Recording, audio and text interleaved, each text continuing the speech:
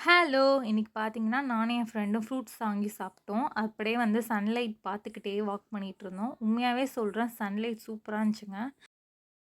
இந்த பார்க்க நாங்க முன்னாடி பார்த்ததுக்கும் இப்ப நெறைய சேஞ்ச் இருக்குங்க. என்னதான் கிட்ஸ்க்கான விளையாடுறதுக்கு நெறையா கொண்டு வந்திருந்தாலும், அங்க வந்து அந்த புல் தரைங்கிறதெல்லாம் ரொம்ப அழகா இருக்கும் பார்க்கவே. நல்லா பச்சை பசேல்னு.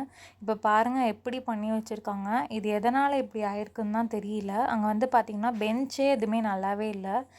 உடைஞ்சு போயிருந்தது.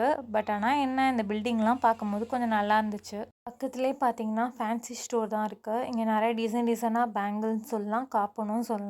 இது ரூ. 50க்கு நல்லா ஒர்த்தாவே இருந்துச்சு.